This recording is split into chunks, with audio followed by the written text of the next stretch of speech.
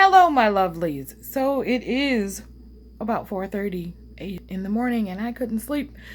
And so I wrote a blog, and I'm making the vlog for that now. I posted part of the blog. Actually, I posted the whole blog on Facebook, and it's really long, so I figured I'd just make a video of me pretty much reading it to you so you don't have to read it if you don't want to. But it is about a challenge I'm starting. I'm actually starting it on September 1st, and it's going through September 30th, and it is called the Unplugged and Disconnected Challenge.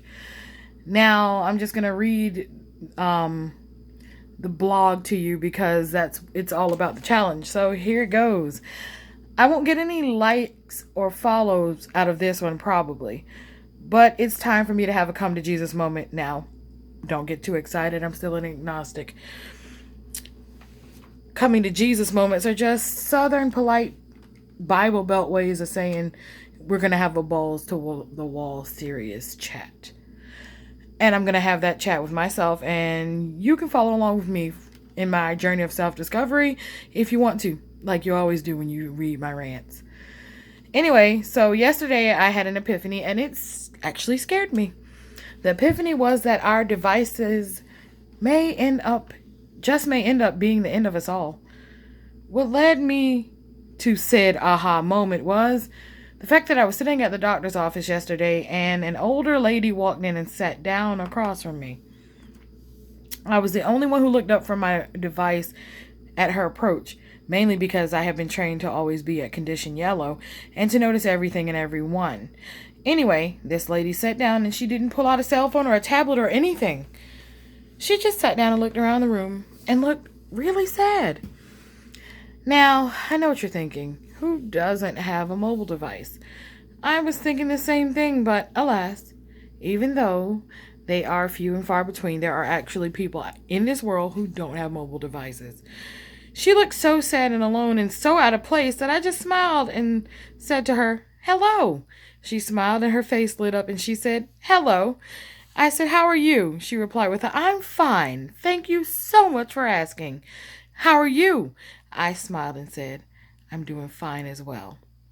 We made small talk for a few moments, and then my phone screen lit up and vibrated, and I half looked down to see who it was that had contacted me, and I noticed the lady's smile left. She looked so sad. In spite of having a conversation on my phone via text with a friend, I could still see the lady and sense how she was feeling, and it really got me down. It got to me. As I continued to be plugged into my mobile devices, I also got to thinking, when did I become a tech head? When did I get so attached to my mobile devices that I actually stopped being able to communicate with people without them? I don't really know when that happened, but it has happened. We have all become disconnected from reality. And we've made virtual reality and our likes and follows more important than actual human interactions. Now, don't get me wrong. I love my mobile devices, but isn't that the problem? A recent study has shown that successful people don't use their phones or social media for entertainment, and they don't use them for more than an hour a day unless they're doing it for business. And that only happens when their planned conference calls run a little bit longer than anticipated. Successful people are not on their devices any more than an hour a day because they're out there being successful. They're doing work, things that, networking, talking to actual people, stuff that successful people do.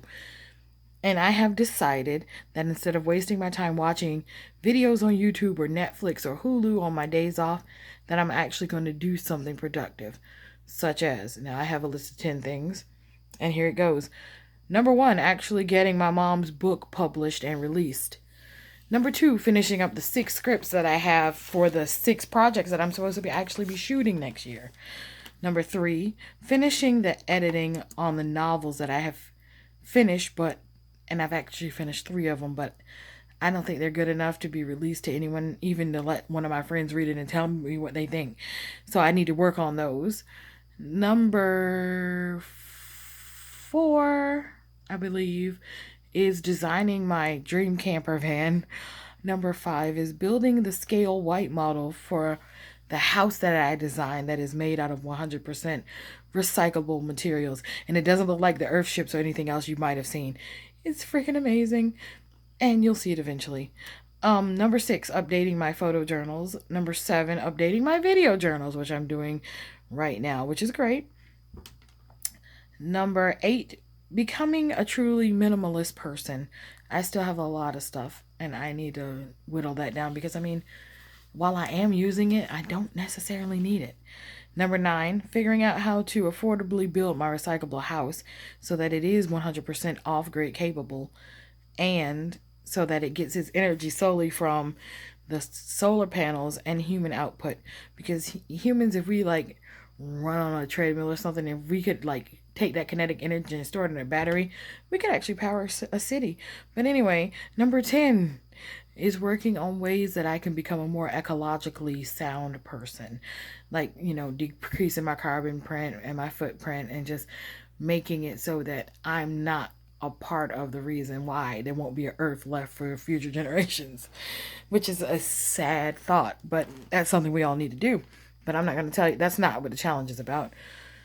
Anyway, I've decided that in order to do all of this, my 10 things on my list, I would have to become, and I will have to become disconnected from internet, television, and social media.